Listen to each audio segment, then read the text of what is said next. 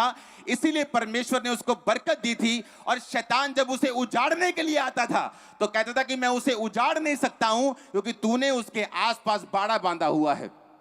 और परमेश्वर ने उससे शैतान को बोला कि तू क्या कहता है कि अगर मैं उस पर अपना हाथ उठा लूं उससे तो क्या क्या करेगा। उसने कहा वो तेरा डर अगर वो मानता है, तूने उसे बरकत दी है, तू उससे बरकत वापस ले ले, वो तेरा डर मानना बंद कर देगा। और इस तरह से शैतान उसके साथ, परमेश्वर के साथ बहसने लगा और परमेश्वर को कन्विंस करने लगा कि वो अपना हाथ या अय्यूब पर से उठा ले और मुझे उसे नाश करने का मौका दे। मैं आपको एक बात बोलना चाहता हूं, बाइबल कहती है अंत के दिनों में मैं अपना आत्मा सब मनुष्यों के ऊपर उंडेलूंगा। क्यों वो अपना आत्मा आपको देगा? बाइबल कहती है परमेश्वर कुछ भी फालतू आपको नहीं देता। आपके घर में अगर फ्रिज है तो एक ही होगा, अगर दो है तो उसकी जरूरत होगी। आप बिना फालतू के घर में आपने अपनी छत पर 10 पंखे नहीं लगाए होंगे, एक लगाया होगा या 2 लगाए होंगे।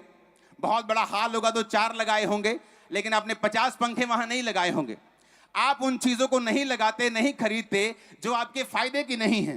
तो परमेश्वर क्यों अंत के दिनों में ऐसा कहता है कि मैं अपना आत्मा सब मनुष्यों को दूंगा। मैं दाऊद को देता था अपना आत्मा, सुलेमान पर उतरता था, सैमसंग पे उतरता था, अलीशा पे अलीशा दोनों पे उतरता, अलीशा पे एलाइजा पे उतरता था, एलिया पे उतरता था हिंदी में।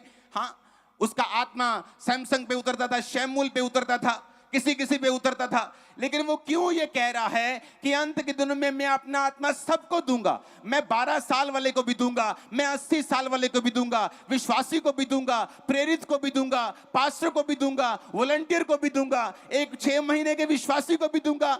वो क्यों आपको अपना आत्मा देना चाहता है? वो क्यों आपको ब्लेस करना चाहता है अपनी आत्मा के साथ? वो आज भी ऐसा क्यों नहीं करता कि मुझ पे पवित्र आत्मा उतरे, मैं आपके लंगड़ों को चंगा करूं, आपके अंधों को आंखें दूं यीशु के नाम में और आप मेरे पीछे चलें? लेकिन बाइबल कहती है अब नए नियम में ऐसा नहीं है। नए नियम में उसने कलीसिया में प्रेरित ठहराए हैं, सबसे पहले भविष्यद्वक्ता ठहराए हैं, इवेंजलिस्ट ठहराए हैं, पास्टर्स ठहराए हैं, टीचर ठहराए हैं। लेकिन उसने एक और काम किया है, वो ये चाहता है कि आप सब लोग पवित्र आत्मा से भरें। लेकिन क्यों? वो क्यों आपको अपना आत्मा देना चाहता है? अब ध्यान से मेरी बातों को समझना। बाइबल कहती है पुराने नियम में परमेश्वर ने याजकों को बोला कि जितने मेरे याजक हैं, याजक यानी सेवा करने वाले लोग, कुछ तंबू को उठाते थे, तंबू उठा के आगे आगे चलते थे, और कुछ लोग बाइबल कहती है अंदर जाके दीप जलाते थे, कुछ लोग अंदर की सफाई करते थे। अलग अलग तरह की सेवा थी। याजक लोग पाप बलियां, मेल बलियां चढ़ाते थे।